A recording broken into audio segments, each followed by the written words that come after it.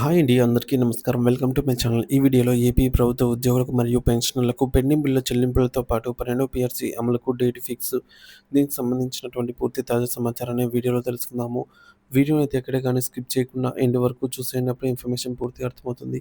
అలాగే వీడియో చూస్తున్న ప్రతి ఒక్కరు వీడియోకి లైక్ చేయండి ఫ్రెండ్స్. ఈ వీడియోని తోటి ఉద్యోగ, పెన్షనర్ మిత్రులతో అయితే షేర్ చేయండి. కొత్తగా మన ఛానల్‌ని చూస్తున్నవారు ఇంకా ఎవరైనా సబ్స్క్రైబ్ చేసుకున్నట్లయితే వెంటనే మన ఛానల్‌ని సబ్స్క్రైబ్ చేసుకోండి.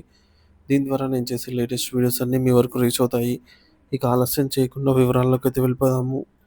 ఫ్రెండ్స్, ఇక విషయానికొచ్చినట్లయితే రాష్ట్రంలోని ఉద్యోగ ఉపాధ్యాయుల పట్ల కూటమి ప్రభుత్వం అనుసరిస్తున్న నిర్లక్ష్య వైఖరిని నిరసిస్తూ వారి హక్కులను తక్షణమే నెరవేర్చాలని ప్రోగ్రెసివ్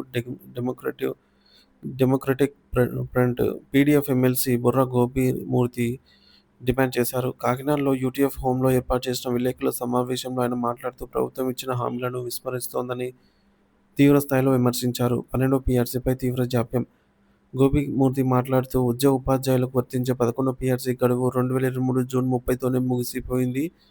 కొత్త ప్రభుత్వం ఏర్పడి నెలలు గడుస్తున్నా 12వ వేతన సవరణ సంఘం ఏర్పాటుపై ఎటువంటి చర్యలు తీసుకోకపోవడం దారుణం.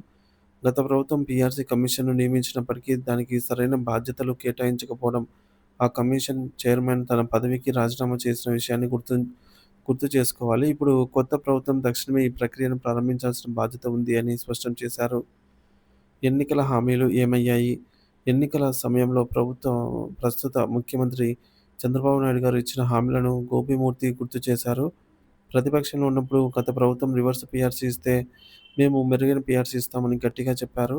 అంతేకాకుండా పీఆర్సీ అమలుకు ముందే మధ్యంతర భృతి ఐఆర్ ప్రకటిస్తామని ఉద్యోగులకు, ఉపాధ్యాయులకు స్పష్టమైన హామీ ఇచ్చారు.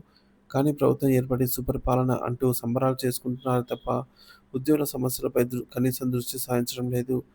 పీఆర్సీ కమిషన్ ఏర్పాటు గానీ, ఐఆర్ ప్రకటన గానీ ఇంతవరకు జరగకపోవడం ఉద్యోగులలో తీవ్ర అసంతృప్తిని నిలుపుతోంది అని ఆయన అన్నారు. పేరుకుపోయిన బకాయిలు. ఒకవైపు ఉద్యోగులు చెల్లించాల్సిన బకాయిల గురించి ఆయన వివరంగా ప్రస్తావించారు. డీఏ బకాయిలు. గత ప్రభుత్వం నుంచి 3 కరువు భత్యం డీఏలు పెండింగ్‌లో ఉండగా ఈ ప్రభుత్వం అధికారంలోకి వచ్చాక ఒక్క డీఏ కూడా విడుదల చేయలేదు. సరెండర్ లీవ్‌లు. ఉద్యోగులు తమ సెలవులను ప్రభుత్వానికి సరెండర్ చేసి నగదు కోసం దరఖాస్తు చేసుకున్నప్పుడు బిల్లులు దాదాపుగా 3 సంవత్సరాలుగా పెండింగ్‌లో అయితే ఉన్నాయి.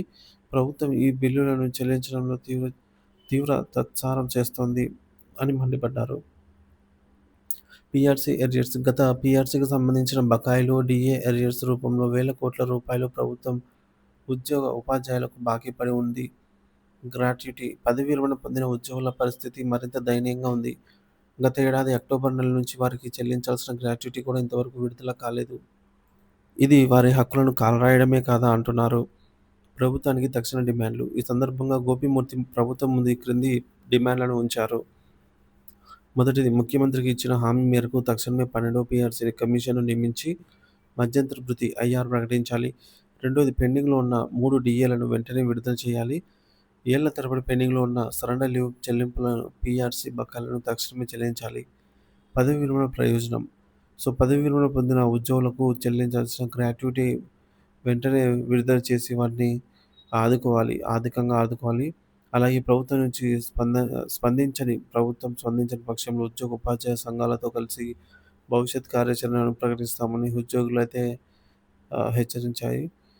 ఈ సమావేశంలో ఈ మేరకు ఆయనతో పాటు యూటీఎఫ్ రాష్ట్ర నాయకులు వర్మ మరియు ఇతర నాయకులు పాల్గొన్నారనమాట.